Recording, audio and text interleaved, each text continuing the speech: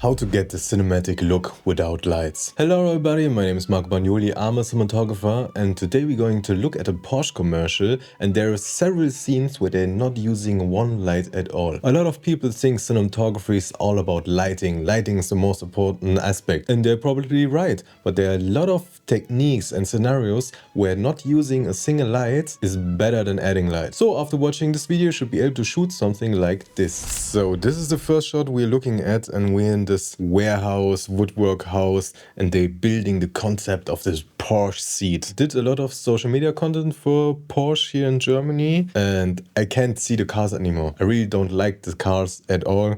We had a Taycan at our company, also hated this car, but that doesn't mean they don't make good commercials. So why does the shot look good, and how would I set up a shot like this? First thing I would do is always look for the best angle, the wide shot, the master shot. And the master shot should be here where I see everything, the whole location, so what it's about. So in this shot I can see, okay, here's a lot of wood, here's a workbench, here's this wooden chair, we have this conversation between these two people, so I know everything I see tells the story. The best thing you can do as a cinematographer, filmmaker, director is show, don't tell. I don't need to explain everyone what's happening in the scenery. We are crafting the perfect chair for Porsche. Germany, we actually say Porsche. This is a big budget commercial. So normally it's possible that there are outside the windows big lights that are blasting just onto the ground to create these nice textures on the ground and giving the whole room a little bit of ambience. But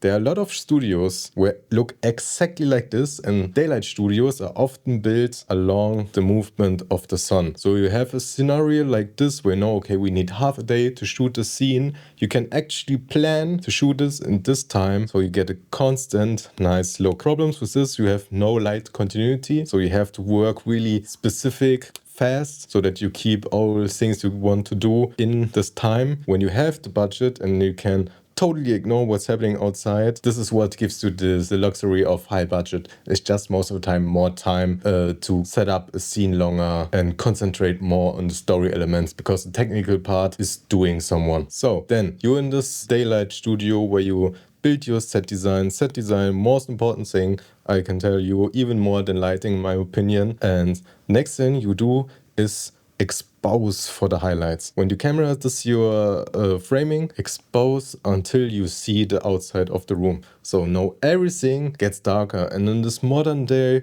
commercials, content, etc., with everything's a little bit more on the lower end of the exposure. So you can actually see these people don't have light at all on them. They're pretty dark, the overall location is pretty dark, and that's okay. Your main subject doesn't always have to be the brightest part of the image. So with making them so dark, just a kiss of light on them, you make them still the most important part of the image, because now there is silhouette in front of the window and we can perfectly see the form and movement of the people. Silhouettes are a tool that a lot of cinematographers use because it just makes everything feel more moody, grungy, and it just looks good. It's a really aesthetic way to tell a story in a moment.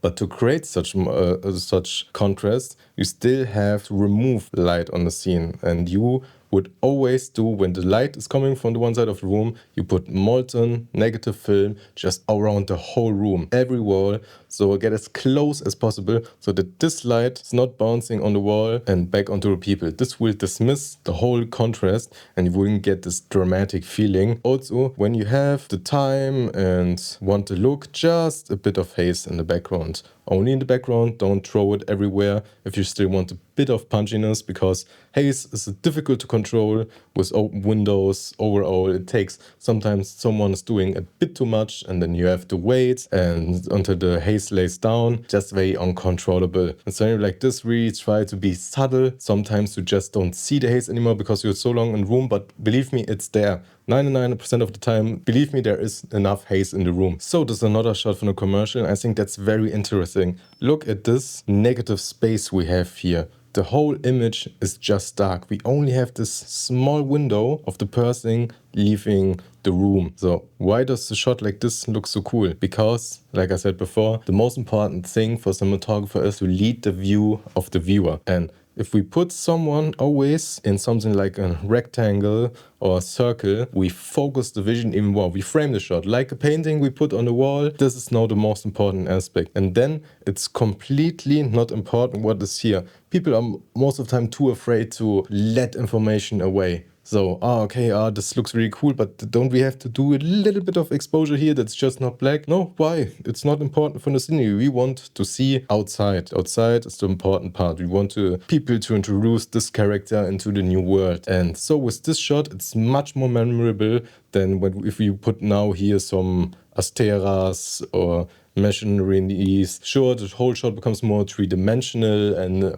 more interesting, but not everything has to be interesting. Sometimes you have to get to the point, and here's the point. The guy is walking outside into this new world. And I think this shot is much more memorable because of the unique shape that we have here and this negative space around him. So this is the next shot, and again, we're only working with natural light. And here, again, expose for the outside. Your interior gets really dark that way. You have to hit the right time. And again, a lot of people would now tell, she looks dark, we should probably expose her a little bit better. No, try to set an exposure, the look you want, and then drop your character in. Then there are moments where you can choose, okay, should I add a little bit of bounce, maybe just light reflector from outside, or should I light the person? But most of the time, these kind of looks you want are created with no light at all, because we just use the ambience of nature and let everything do the work. Our cameras nowadays, everything, Sony cameras, Panasonic cameras, Canon camera, we have so much dynamic range in the shadows,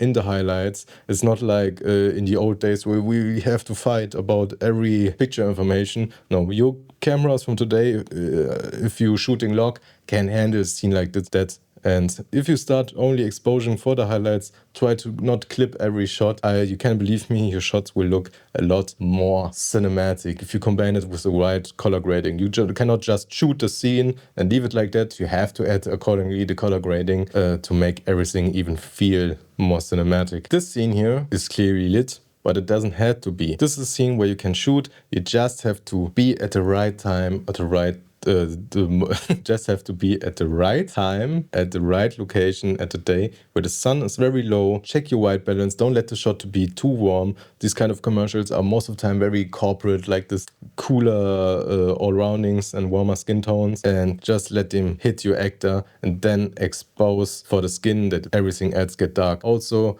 can put a little bit of neck here on the side of the window, in the back of the car, and also on this side. So you try to move with the sun, use the sun as your key light, as your hard key light, which you set your exposure to, and then you start removing light around the person. And with these two things, you can create this really contrasty look without using lights technically. But because it would be a lot more difficult on planning, you have to actually light a scene like this. Overall, in cars, it's a big trope, and it's actually pretty dark. To get great exposure on someone, you really have to blast big guns with big diffusion on someone so that the outside is not overexposure. Try to do it by yourself. Use your biggest lamp you have, the strongest, with a Fresnel or something like that. Set someone in a car, drop the exposure until you see the full dynamic range on the background, and then try to expose, give him a bit exposure. You will see how much light you actually need to shoot a car interior. Even in this example, this actually just for look, it works that way. When doing a family commercial or something like that, you need much cleaner result at the end. This just works because we're going for this dark, half-lit, contrasty look. So if you enjoyed this video, I would really appreciate a subscription from you. My name is Marco Bagnoli, and I'll see you next time.